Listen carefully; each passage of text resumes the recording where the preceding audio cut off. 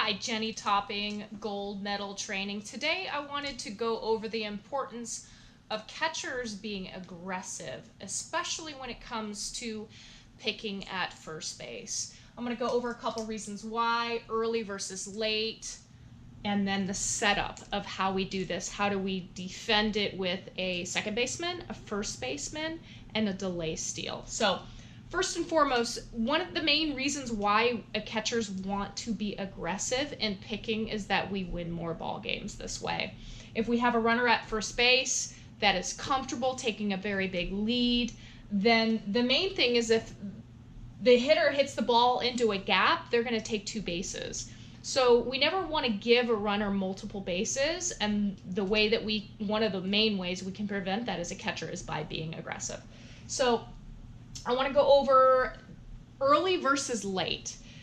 So the main reason why we may want to pick early on in the count is a couple different reasons. If you have a young catcher that is afraid to pick, or even an older catcher that has been yelled at for whatever reason for not making pickoff attempts at first base, they're going to be tentative to make pickoffs. Or if they don't believe that their first baseman can receive the ball, for whatever reason they fear making a mistake, we want to challenge them by getting pickoffs under their belt early on in the count. And so my suggestion would be to incentivize them. So there's a runner on first base. I have my 10U catchers attempt to pick off at first base the first pitch that they receive a ball, and it just kind of gets it under their belt, out of their way. But the main reason why we want to make pickoffs early in the count would be if we have someone fast on first base. And so if they're aggressive, they're fast, we know they're probably going to attempt to steal early on in the count. We also, as a catcher, we want to set the tone of, I know that you're aggressive, I'm going to be aggressive, you're not in control. So one of the ways we may do that is first pitch, runner gets on base, the first pitch, we make a pickoff attempt just to say, hey, I'm paying attention to you. Other than that, when we talk about a late pickoff, we are talking about how we strategize, and we're going to go over that in just a second. So let's talk about first how to pick off with less than 2 strikes. So anytime we have less than 2 strikes, typically we are in a situation where corners are up for the bunt. And because of this, we're going to have our second baseman cover first base. That being said, we don't necessarily need to use a pitch out. We're not going to go over that today, but just so we understand, a pitch out would be an unhittable pitch where the second baseman can leave her position early in order to get to the base to make the pickoff. So in this instance, we are not going to use a pitch out. We have less than 2 strikes.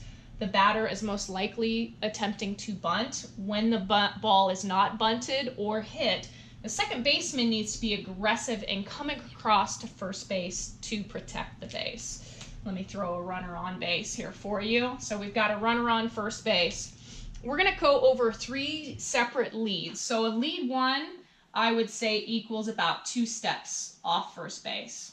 Okay? So anytime a runner takes a lead off of 2 steps off the base as a catcher, we want to catch the ball, peek at the runner, and throw the ball back to the pitcher. What I don't like to see from my catchers is a whole lot of threatening. I don't like to see them stand up. I don't like them to see them run at the runner. Anytime that we do any of those motions, for one, the runner can't fall asleep, so we don't have an opportunity to pick them later in the count. And the second thing is really they're in control at that point. And as a catcher, we want to be in control of the situation. So anytime they are at a leadoff number 1, which is 2 steps off the bat, we're going to catch, peek at the runner, and throw it back. Our second leadoff is a leadoff 2. And I'd say this is this is about 4 steps off the base. And again, depending on the age, 4 steps off the base to me is a leadoff that we should be able to pick off the runners with. Anytime we have a leadoff number 2, we can pick off attempt at that point, but most likely we're not going to get them the first time they lead off to pick off 2 because they're already at their peak leadoff position, they're balanced, and they're relaxed. So by the time we see them get out to a leadoff 2, they're already balanced, ready to come back to first base. The first time we see them lead off to a leadoff number 2 or 4 steps off the base, we want to catch, peek at them, and throw it back. At this point, if possible, my suggestion would be to indicate to our second baseman that a pickoff is happening. So, you know, this can be created in practice. We give some sort of, hey, indicator, I'm picking. Second baseman can give a give back. What's nice about that is that then the second baseman can sort of take a couple steps towards the right fielder, let her know, hey, with some sort of a sign that we're going to pick off, and come back to her position. So this ensures everybody knows what's going on so that the right fielder can come over and be a backup and protect the ball in case it's overthrown or it's not caught.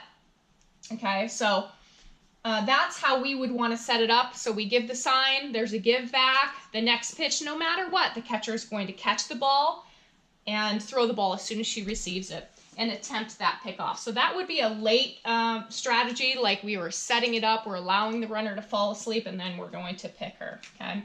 The next one we have is a leadoff number 3, and I say this is like 5 to 8 steps off the base.